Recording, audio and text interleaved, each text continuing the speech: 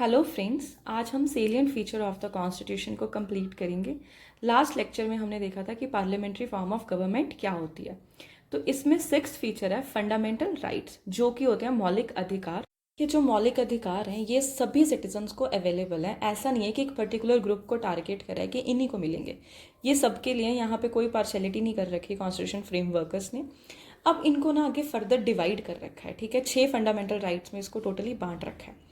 तो जो फर्स्ट है वो है राइट टू इक्वेलिटी। ये कहाँ से कहाँ तक है? ये आर्टिकल 14 से लेके 18 तक है। देखिए, इन आर्टिकल्स में प्रॉपरली डिफाइन कर रखा है कि आप किसी को जेंडर के बेस पे या कास्ट के बेस पर आप डिस्क्रिमिनेशन नहीं कर सकते। तो ये सारे राइट्स जो हैं हम एंजॉय कर रहे हैं राइट टू इक्वेलिटी के अंडर। सेकेंड है राइट टू फ्रीडम। ये सबसे ज़्यादा इंपॉर्टेंट फंडामेंटल राइट है, क्योंकि इसी के तहत हम अपनी गवर्नमेंट को क्रिटिसाइज करते हैं।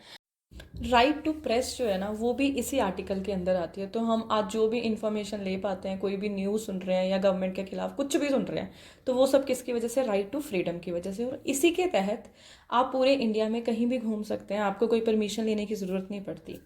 नेक्स्ट पॉइंट है हमारा राइट अगेंस्ट एक्सप्लॉयटेशन। ये आर्टिकल 23 से 24 के बीच में आता है और इसमें बच्चों को प्रोटेक्ट करा है। जो चाइल्ड ट्रैफिकिंग होती है, इन सब चीज़ों को प्रोटेक्ट करके रखा गया। नेक्स्ट फंडामेंटल राइट है right to freedom of religion. ये है आर्टिकल 25 से लेके 28 के बीच में। देखिए, इसमें प्रॉपरली बता रखा है कि आपको जो है ना, आप अपनी मर्जी से अपना रिलीजन चूज़ कर सकते हैं। कोई आपको प्रेशराइज नहीं कर सकता। और इसमें आप कैसे अपने रिलीजियस अफेयर जो है उसको कैसे मेंटेन करोगे, कैसे आप प्रोपोगेट करोगे अपने रिलीजन को, ये सब कुछ इसमें लिखा हुआ है। नेक्स्ट है कल्चरल एंड एजुकेशनल राइट। देखिए, इंडिया एक बहुत बड़ी कंट्री है। हर तरह का लोग जो है वो इंडिया में रहते हैं, ठीक है। तो हर किसी को राइट है अपनी लैंग्वेज, अपनी संस्कृति को प्रोटेक्ट करने का। तो वो इसी आर्टिकल के तहत प्रोटेक्ट कर रहे हैं अपनी लैंग्वेज को, ठीक है। नेक्स्ट है राइट टू कॉन्स्टिट्यूशनल रेमेडीज। ये आता है आर्टिकल 32। इस आर्टिकल को heart and soul of the constitution भी बोला जाता है, क्योंकि देखिए, अगर ये आर्टिकल आपके पास नहीं है ना, तो बाकी किसी भी मौलिक अधिकार का कोई महत्व ही नहीं बचता। क्योंकि इसी में लिखा गया है कि अगर कोई भी राइट हनन हो रहा है आपका, तो आप डायरेक्टली सुप्रीम कोर्ट के पास जा सकते हैं। देखिए, फंडामेंटल राइट हर एक के पास है, लेकिन इसका ये मतलब नहीं है कि ये एब्सोल्यूट है, इस पर कोई रिस्ट्रिक्शन नहीं है। इन पे कुछ रीजनेबल रिस्ट्रिक्शंस लगाई गई हैं। जैसे कि अगर आपको मान लो फ्रीडम है कि आप कुछ भी बोल सकते हैं, लेकिन इसका ये मतलब नहीं है ना आप किसी को गालियां दे सकते हैं या किसी को थप्पड़ मार सकते हैं। नेक्स्ट पॉइंट है fundamental rights can be curtailed और repealed by the parliament through a constitutional amendment act. देखिए, ये ना एक बहस हुई थी कि अमेंड कर सकते हैं हम कॉन्स्टिट्यूशन को कि नहीं कर सकते। तो सुप्रीम कोर्ट की जजमेंट आई थी केशवानंद भारती केस में कि जी, आप अमेंड तो कर सकते हो कॉन्स्टिट्यूशन को, लेकिन उसका बेसिक स्ट्रक्चर नहीं हटा सकते। नेक्स्ट इंपॉर्टेंट फीचर है DPSPs, directive principles of state policy. देखिए, इन्हें novel feature of Indian constitution भी बोला जाता है। नेक्स्ट, ये जो है पार्ट 4 में आते हैं कॉन्स्टिट्यूशन के। और ये लाए क्यों गए थे? क्योंकि एक ना वेलफेयर स्टेट चाहिए थी, तो इसलिए इनको लेके आए थे कि भाई ऐसे ऐसे कानून बनाओगे तो हमारी कंट्री एक एग्जाम्पल बनेगी सबके सामने कि हाँ जी, बहुत परफेक्ट है हर चीज़ में आगे। नेक्स्ट है they are not justiciable in nature. देखिए, नॉट जस्टिशेबल से यहाँ मतलब है कि अगर आप इसको नहीं भी फॉलो करती ना हमारी गवर्नमेंट, तो आप उन्हें कोर्ट नहीं ले जा सकते या उन पर कोई केस नहीं कर सकते कि भाई ये रूल नहीं फॉलो कर रहे। अच्छा, कई बार ऐसे हो जाता है कि कोई पूछ ही ले आपसे कि फंडामेंटल राइट ज़्यादा इंपॉर्टेंट है कि डीपीएसपी ज़्यादा इंपॉर्टेंट है। तो एक सुप्रीम कोर्ट की जजमेंट आई थी।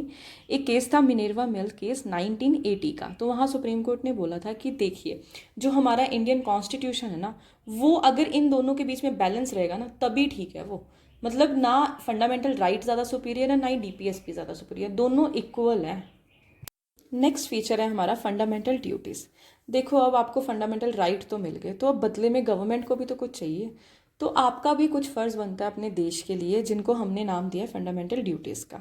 देखिए, ओरिजिनली जब हमने कॉन्स्टिट्यूशन को अडॉप्ट करा था ना, तब फंडामेंटल ड्यूटीज़ इसमें नहीं थी। बाद में हमने कॉन्स्टिट्यूशनल अमेंडमेंट कर कर इसको ऐड करा था। और ये किसने हमें सजेशन दिया था? स्वर्ण सिंह कमेटी ने सजेस्ट किया था कि हाँ जी फंडामेंटल ड्यूटीज़ लेके आओ और उसको कॉन्स्टिट्यूशन में इंसर्ट करो। फंडामेंटल ड्यूटीज़ जो है ना, वो part 4A of the constitution में लिखी गई हुई हैं। और ये भी नॉट जस्टिशेबल है। अगर आप देश को नहीं भी साफ रख रहे, देश की नदियों को गंदा कर रहे हैं, तब भी आपको कोई केस नहीं कर रहा आप पे, आप कोर्ट नहीं पहुंच रहे, ठीक है। नेक्स्ट फीचर है हमारा इंपॉर्टेंट, अ सेकुलर स्टेट।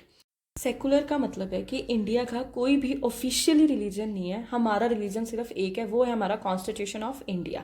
हम किसी भी एक पर्टिकुलर रिलीजन को प्रमोट नहीं करते, ना ही हम ये बोलते हैं कि हाँ जी ये रिलीजन अच्छा नहीं है, ना किसी को बुरा ना किसी को अच्छा। और जो सेकुलर वर्ड था ना वो पहले से कॉन्स्टिट्यूशन में नहीं था, उसको 42nd कॉन्स्टिट्यूशनल अमेंडमेंट कर कर उसको इंसर्ट करा गया। नेक्स्ट इंपॉर्टेंट फीचर है यूनिवर्सल एडल्ट फ्रेंचाइज। देखिए इसका मतलब है कि कोई भी इंडियन सिटीजन है ना जो 18 साल से ज़्यादा उम्र का है, उसके पास हक है राइट टू वोट का। ठीक है, आप किसी को मना नहीं कर सकते कि हाँ जी आप लड़की हो या आप उस कास्ट के हो, आपको तो हक ही नहीं है वोट डालने का। तो ये एक हमारा कॉन्स्टिट्यूशनल राइट है जो कि हमें मिलना ही चाहिए, और अगर नहीं मिलेगा तो आप जा सकते हो कोर्ट। देखिए पहले वोटिंग एज जो थी ना वो 21 थी, लेकिन बाद में इसको 61st कॉन्स्टिट्यूशनल अमेंडमेंट एक्ट के साथ इसको 18 कर दिया गया। नेक्स्ट इंपॉर्टेंट पॉइंट है हमारा इंडिपेंडेंट बॉडीज। इंडिपेंडेंट बॉडीज वो बॉडीज होती हैं जिनका टेन्योर फिक्स होता है और जिनकी जो सैलरी है ना वो कंसोलिडेटेड फंड ऑफ इंडिया में से जाती है। उसके लिए हमें पार्लियामेंट में पास नहीं करवाना पड़ता, जैसे कि इलेक्शन कमीशन हो गया, कैग हो गया, यूपीएससी हो गया। देखिए इलेक्शन कमीशन का काम क्या है, वो ना एक इलेक्शन कंडक्ट करवाती है पूरे देश में, ठीक है। और वो प्रॉपरली अच्छे तरीके से कंडक्ट होने चाहिए, कोई उसमें धोखाधड़ी कुछ ऐसी चीज़ें नहीं होनी चाहिए बिल्कुल भी। अब ये इंपॉर्टेंट है कि इलेक्शन कमीशन किस किस के इलेक्शन को हेल्ड करवाती है। तो सबसे पहले तो वो पार्लियामेंट के कराती है जो एमपीज वगैरह होते हैं। दूसरे स्टेट लेजिस्लेचर जो एमएलएस के इलेक्शन होते हैं, प्रेसिडेंट के करवाती है और वाइस प्रेसिडेंट के करवाती है। नेक्स्ट इंडिपेंडेंट बॉडी है CAG, controller and auditor general. देखिए इसका काम क्या है, जो हमारी सेंट्रल गवर्नमेंट है और स्टेट गवर्नमेंट है वो कुछ पैसे इन्वेस्ट करती है, तो वो पैसे जिस जगह पे इन्वेस्ट करे गए ना वो करे भी गए हैं कि बस ऐसे कागजों में दिख रहा है हमें, तो ये काम करती है कैग करती है। इसको हम बोलते हैं ऑडिट। और इसको ना गार्जियन ऑफ पब्लिक पर्स भी बोला जाता है। क्यों? क्योंकि देखो जो भी सरकार पैसा लगाती है वो कहाँ से लगा रही है, हम लोगों का ही लगा रहे हैं, जो हम टैक्स पे करते हैं, चाहे वो डायरेक्टली कर रहे हैं चाहे वो इनडायरेक्टली कर रहे हैं, इसलिए इसको गार्जियन बोल रहे हैं। नेक्स्ट बॉडी है UPSC, union public service commission. देखिए इसका काम क्या है, ये ऑल इंडिया सर्विस के एग्जाम जो है ना उसको कंडक्ट करवाती है, और ये कभी कभी प्रेसिडेंट को एडवाइस भी दे सकती है अगर प्रेसिडेंट को नीड लगती है कि हाँ जी भाई मुझे ये सजेशन चाहिए। नेक्स्ट इंपॉर्टेंट फीचर है 3 टायर गवर्नमेंट। जब हमने कॉन्स्टिट्यूशन को अडॉप्ट करा था ना तो सिर्फ ड्यूल गवर्नमेंट थी। जैसे हमने फेडरेशन का मतलब पढ़ा था कि फेडरेशन क्या होता है, ड्यूल गवर्नमेंट, एक सेंटर लेवल पे थी एक स्टेट लेवल पे थी। लेकिन आज की डेट में क्या है, 3 टायर सिस्टम आ चुका है। आज की डेट में पंचायत सिस्टम है, जो रूरल एरियाज होते हैं वहाँ पे पंचायत होती है और जो अर्बन एरियाज होते हैं वहाँ पे म्यूनसिपैलिटीज़ होती हैं। अब 3 टायर गवर्नमेंट बनाने के लिए कॉन्स्टिट्यूशन को अमेंड करना पड़ना था, इसलिए पंचायत को हमने 73rd कॉन्स्टिट्यूशनल अमेंडमेंट एक्ट कर कर ऐड करा, और 74th से हमने म्यूनसिपैलिटीज़ को इंसर्ट करा कॉन्स्टिट्यूशन में। आई होप आपको ये वीडियो पसंद आई होगी, और प्लीज़ इसे ज़्यादा से ज़्यादा लाइक शेयर एंड सब्सक्राइब कीजिए। Thanks for watching.